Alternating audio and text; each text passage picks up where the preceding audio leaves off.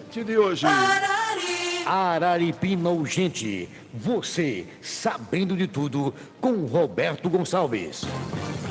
E 4 dos 11 ministros do STF mantiveram a condenação do ex-presidente Jair Bolsonaro e aliados no processo do golpe. Quem tem os detalhes, as informações, o repórter Eudo Brito. Bom dia, Eudo. Bom dia, Roberto Gonçalves. Bom dia, ouvintes da Rádio Arari FM 90,3. 4 ministros da primeira turma do Supremo Tribunal Federal decidiram manter a condenação ao ex-presidente Jair Bolsonaro e mais 6 réus na ação penal do Núcleo 1 da trama golpista. Com placar de 4-0, o colegiado rejeitou os chamados embargos de declaração, recursos que foram protocolados pelas defesas dos condenados para evitar a execução das penas em regime fechado. Os votos foram proferidos pelo relator Alexandre de Moraes e os ministros Flávio Dino, Cristiano Zanin e Carmen Lúcia. Luiz Fux não votou.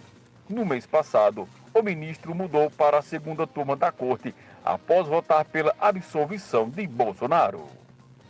Direto da redação da Arari FM, Eudo Brito para o Araripina Urgente. Obrigado, Eudo. Então, 4 dos 11, eu acho que ficaria um processo, um julgamento mais transparente, se fossem os 11, se fosse julgado pelo plenário, assim como aconteceu com outros presidentes. No caso de Lula, nem chegou lá no STF, apenas julgaram o habeas corpus. Lula foi julgado na primeira instância, na segunda instância, foi condenado na terceira instância, aumentaram a pena. Teve vários recursos pedindo habeas corpus para soltar Lula e o STF negou praticamente todos. Depois o Fachin, que hoje é o presidente do STF, ele disse que a Justiça do Paraná, não era competente para julgar o caso e chamou para Brasília, em Brasília, aí caducou. Mas no caso aí de Jair Bolsonaro, começou logo lá por cima, pelo STF, e em uma turma só, apenas 5, e dos 5, 4 julgaram e condenaram o presidente e não aceitaram aí os recursos, os embargos infringentes, como chamam. Mas eu não entendo de nada. Quem entende é Luiz Felipe Dávila, ele é cientista político e vai falar sobre essa questão da prisão de Bolsonaro, da condenação e da prisão também, que tem muita gente falando que Alexandre de Moraes vai mandar ele para Papuda. Vamos ouvir aí o cientista político Luiz Felipe Dávila. Dúvidas suscitadas por 2 questões fundamentais. Primeiro, a condição de saúde do ex-presidente Bolsonaro. Uma condição muito precária de saúde, como mostra o histórico médico de internações do ex-presidente com uma certa constância. Segundo, a questão de um julgamento muito embasado em questões políticas e pouca discussão jurídica. Aliás, o único voto técnico que nós tivemos foi o voto do ministro Fux. O único voto embasado na lei, na Constituição e não nas preferências políticas. Portanto, a questão de Bolsonaro, da sua saúde, não é apenas uma discussão de prontuário médico de uma forma técnica para debater onde ele cumprirá a pena. Tornou-se uma questão política. Lembra um pouco aqueles filmes antigos sobre o Império Romano, que no meio da arena o imperador faz sinal positivo para cumprir a pena domiciliar ou negativo para cumprir na Papuda. Não depende da lei, da Constituição, de laudos médicos.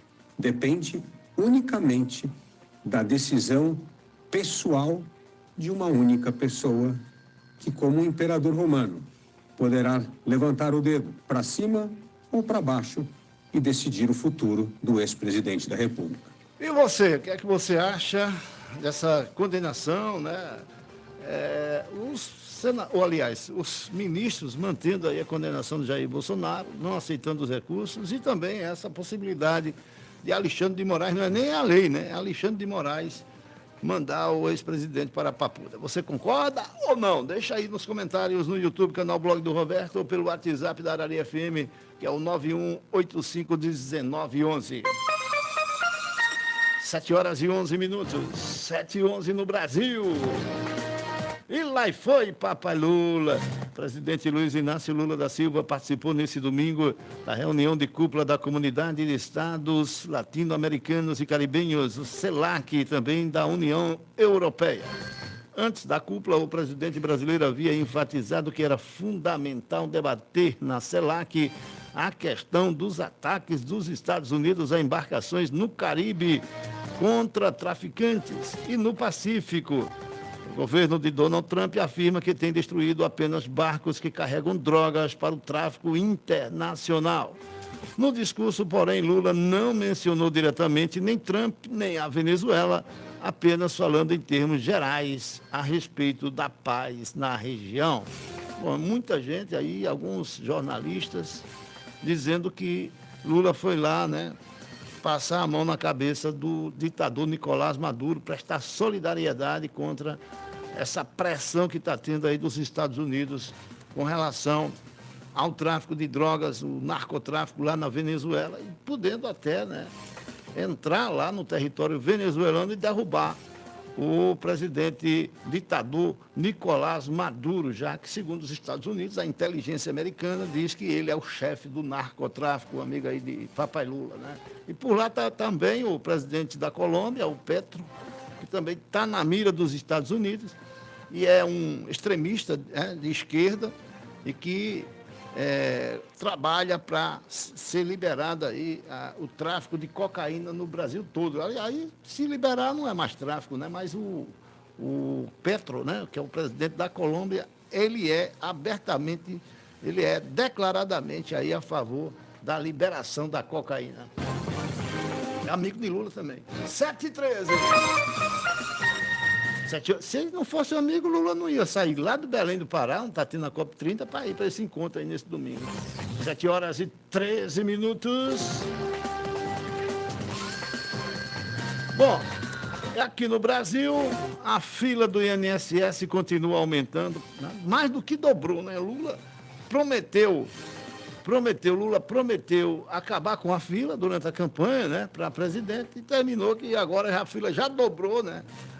E parece que vai aumentar ainda, continuar aumentando. Quem tem as informações, os detalhes, é o repórter Robson Moreno. Bom dia, Robson. Bom dia, Roberto. Bom dia a todos. A promessa feita pelo presidente Luiz Inácio Lula da Silva de acabar com a vergonhosa fila de espera do INSS não se concretizou. Pelo contrário, desde o início de seu terceiro mandato, em janeiro de 2023, o número de pedidos de aposentadorias, pensões e auxílios em análise mais que dobrou, passando de 1,23 milhão para 2,63 milhões em agosto deste ano, um aumento de 114%. Durante a campanha presidencial e em seu discurso de posse, Lula afirmou que seria possível reduzir drasticamente o tempo de concessão de benefícios, citando experiências anteriores em que o prazo caiu de 1 ano para 5 dias. No entanto, quase 3 anos depois, os dados mostram um cenário oposto, com milhares de brasileiros enfrentando longas esperas para acessar direitos previdenciários. Segundo reportagem da Gazeta do Povo, o represamento de benefícios pode estar ligado a uma tentativa do governo de conter gastos com a Previdência. Dados obtidos via Lei de Acesso à Informação indicam que houve uma redução